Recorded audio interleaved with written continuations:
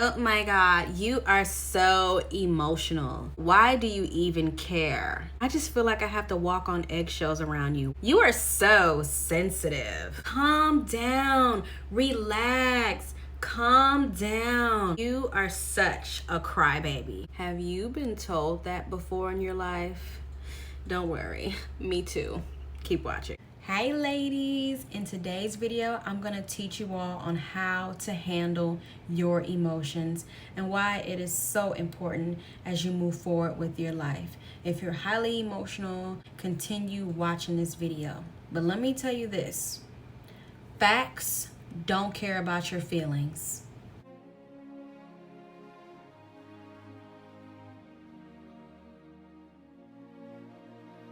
So we women are love bugs. We are care bears. We are naturally loving. We're supposed to be the nurturers. We want a connection. We want acceptance. And when we love hard. And once we are emotional over someone, particularly maybe a romantic partner, it is very, very hard for us to turn our emotions off. The most common emotion of them all is the desire for pleasure, but this pleasure principle pushes us to make irrational decisions. So making a decision that is emotionally based will harm us in the long run. And I know we ladies have experienced that. Love is a drug. I want to be in love, and I want a connection, and I want a husband, and I care so much. I can't help how I feel. I can't help how I feel. A feeling is temporary. For example, let's say you love a particular car. Let's just say it's a Porsche, and it's your dream car. It's the car you've always wanted since you were a little girl, and you can't wait to have it. Let's say you go to the Porsche dealership and you love this car and you really want it, and you're emotionally attached. You have a picture of it on your vision board, and you want this car, and you need it, and you love it. That's emotionally thinking, right? But logically, if your credit score is not A1 and or you cannot afford it, you are not driving off the lot in that Porsche. The car dealership doesn't care how much you love it and how much you want it. If you cannot afford it, they are not going to hand over those keys. Feelings are short term. Logical is long term.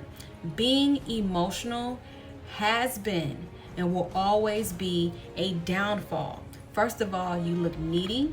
You look like you lack emotional intelligence. And then on the outside looking in, you look desperate. So how to not get emotional is to have a goal. If you like this guy, or, oh, I'm in love, or we're emotionally connected, okay, that's fine. But always attach something tangible onto it. Always make sure you're getting more than you're giving. Don't just enter into dating in an emotional standpoint. What does this man bring to the table? Can this man provide, profess, and or protect me? Number 2, on how to not get so emotional. Now this works for me personally. I used to be highly emotional, but I find that the more I'm there, the more I care. For example, I have 2 glass jars here, one filled with water, one is empty. Let's just say these are, our tears, our feelings. I find that, this is a visual for you guys, the more I'm there, the more I care.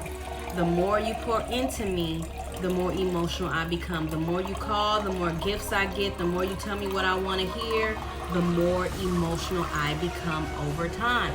Now let's say this guy breaks my heart and he's a devil in disguise. Let's just say him breaking my heart is him knocking this glass jar over. Now my feelings are hurt because I cared and I was there more.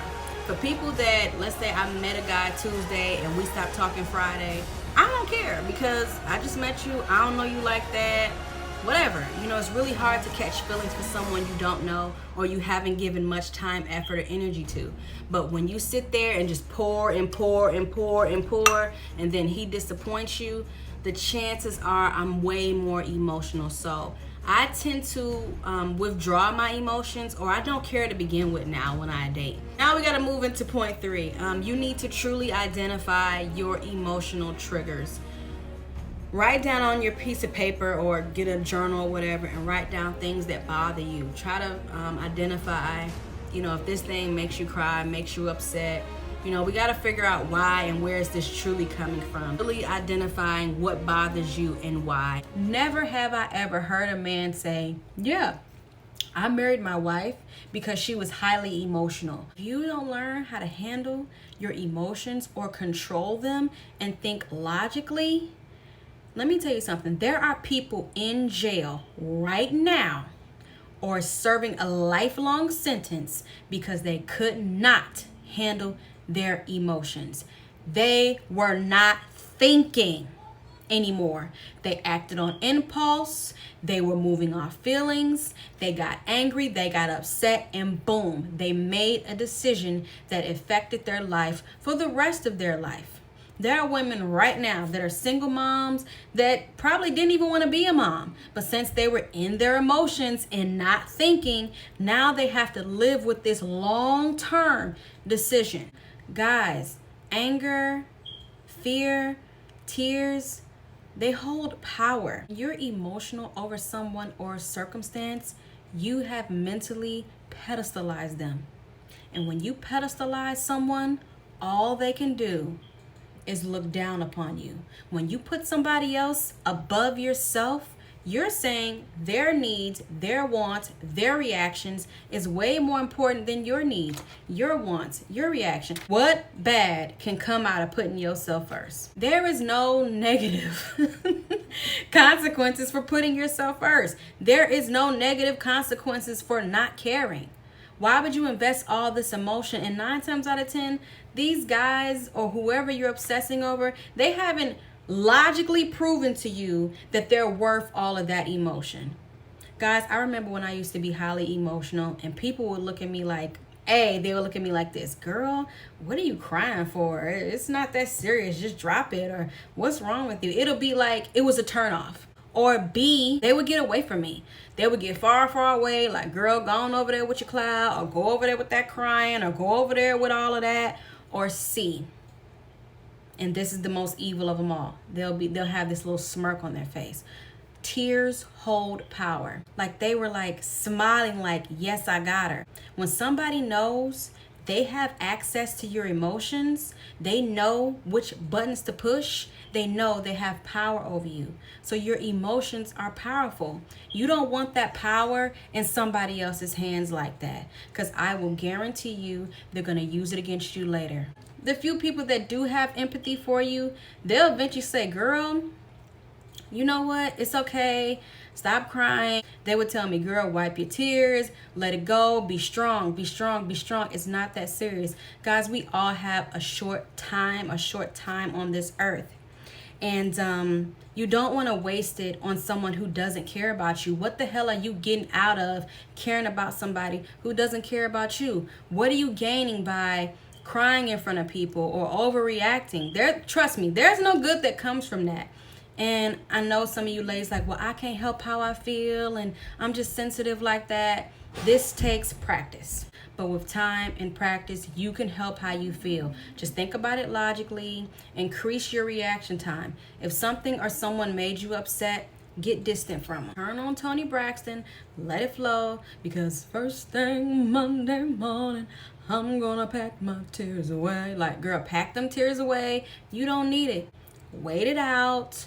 If you feel like you have to cry or something, let the cry out in private. Pray to the Lord and Savior above. Pray to the men you really have to answer to. But the getting to the root cause of that may require some type of therapy or, some type of counseling to see if you have always been emotional like this. 9 times out of 10, you're hitting at a childhood trauma that can't no man in your adulthood fix for you. Because if, say, this situation's happening over and over again, something's wrong. And let me tell you something. People always 100% of the time pick themselves, they put themselves first, and they will disappoint you. Honestly, it's not nobody's job to love you. People will love you and support you when it's beneficial to do so. Period. Half these people that you're crying over, or this guy you're crying over, he's only there to get what he wants. He's only there to get what he wants out of you. He's not emotionally attached to you.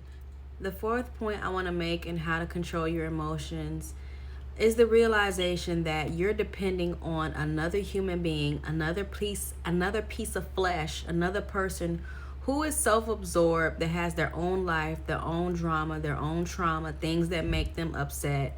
You're depending on them to put your needs before theirs. And in this selfish, ice cold, evil world, it just doesn't happen like that. People are self-absorbed. They're too busy off in their own world, their own family, their own life, trying to pay their bills, to stop and really care about someone else, whether you guys are dating or not. Yeah, people selfish as fuck, man. People are selfish as hell, and they really don't hang around you or be around you unless it's beneficial to do so. So some people, they try to run away from their emotions. They try to avoid them, and then to be around someone else who is highly emotional.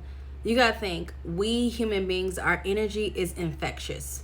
So if somebody else is laughing at something, 9 times out of 10, you're going to start laughing. If somebody else is angry, it could make you angry. So imagine if you're upset or crying, people get away from that because they don't want to cry. They don't want to be upset. They don't want to deal with sad news or how you feel at this moment. Because remember, emotions can change. Well, they do change. So a lot of people, they don't want to deal with their own emotional triggers, let alone somebody else's. So just the realization that people are self-absorbed and they don't care anyway. Dear emotional people, the next person is not going to filter their feelings for the sake of yours. Remember, without a doubt, you are beautiful inside and out. You can love and want a connection and want somebody to care to be there, but there's no guarantee that they'll be there forever. I mean, have they?